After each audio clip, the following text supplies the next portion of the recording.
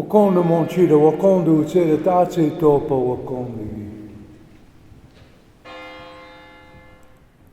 We eoatse wichiko eski ikwe titongio.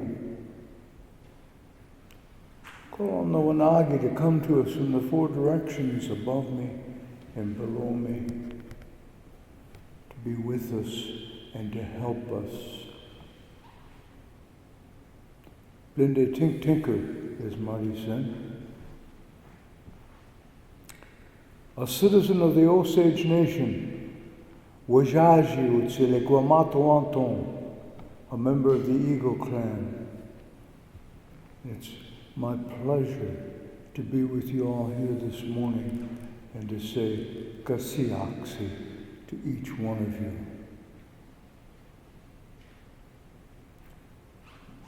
I'd like to begin with a short song, an old Wajaji song that greets the beginning of the day. Ampawina jiki wayonki Elohe wa makas kansitonia hina he kusapi he Ampawina jiki wayonki Elohe Ampawina jiki wayonki Elohe wa makas kansitonia hina he kusapi he Ampawina jiki wayonki Elohe.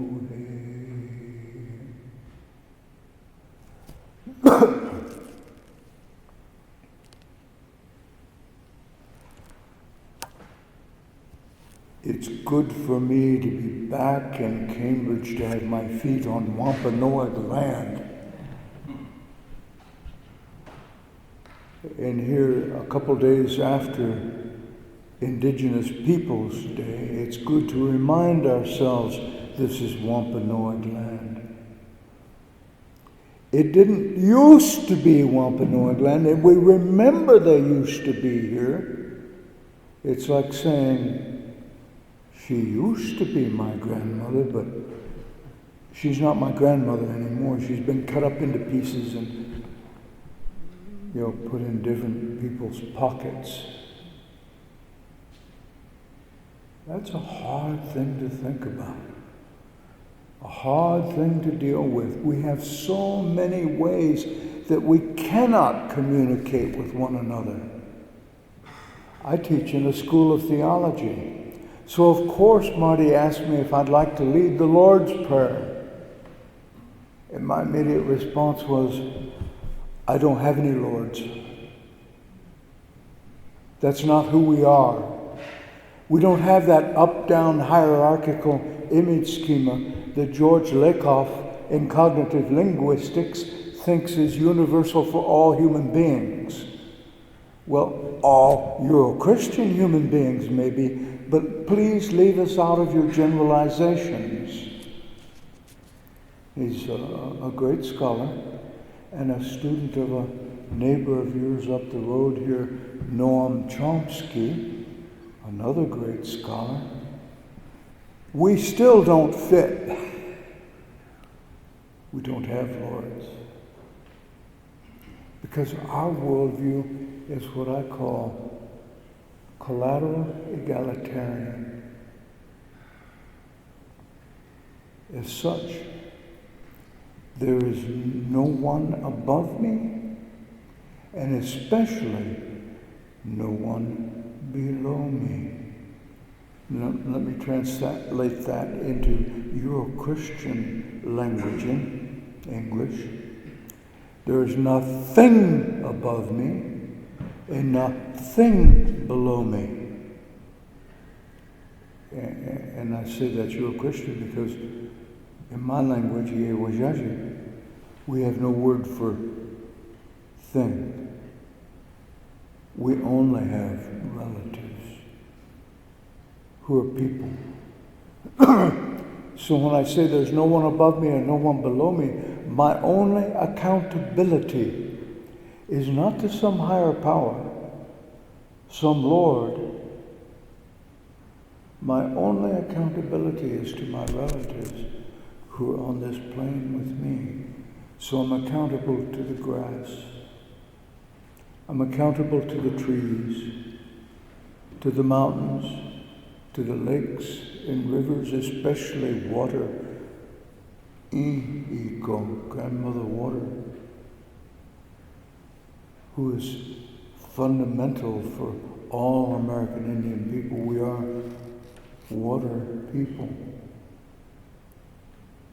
To the buffalo and the squirrels, to the robins and the eagles, that's my accountability.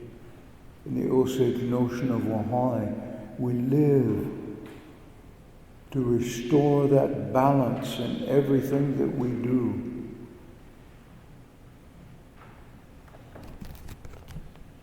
Now I've got to leave you with a challenge. I'd like to leave you with some soft, gentle, romantic words from American Indian spirituality, but I leave that for the New Agers to do, because Indian people are in a lot of pain. After it's been now 534 years of colonialism. And it's second nature to y'all. I know y'all don't feel like colonialists. I know y'all are more progressive. You're, after all, Harvard people. But at the same time, you either own property or you rent property so that you have a place to live. That's another word we don't have in Iewajaji, is property. Whether it's owning African bodies or Indian land, Indians could never figure out this business of property ownership. Holding title, holding a deed, and saying, I have a piece of your grandmother.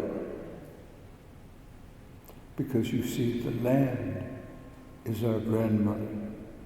And as Indians cry across Turtle Island today, land back.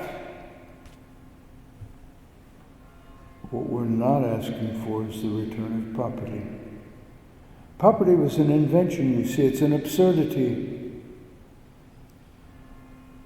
It had to be imagined and then created, and then you have to build a narrative in order to support that imaginary. And the narrative is called law, the most perhaps abstract of all discourses in the Euro-Christian world, more abstract even than theology, although they aren't much different from one another. Law and theology, philosophy and sociology.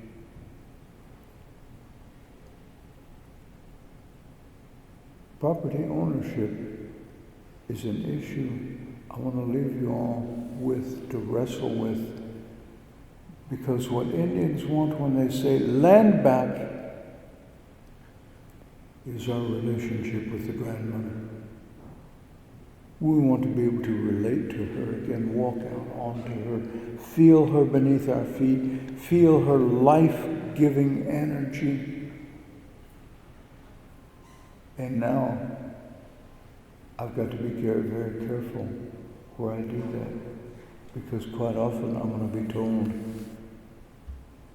get out of here. This isn't your property.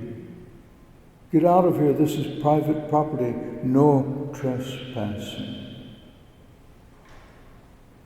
When it's my grandmother that you're telling me I cannot walk on. We want our relationship back, and along with our relationship, our languages, our cultures, our way of life, our way of seeing the world, a world with no lords. And of course, we've learned to pay homage to lords. It's called the Bureau of Indian Affairs, the United States government. So we've got lords in spades, and I can't say we like it. I'll leave you with that challenge because it's a deeply spiritual challenge, and one I hope that you will pay attention to and wrestle with. Kakuna, wita wadone kire zane.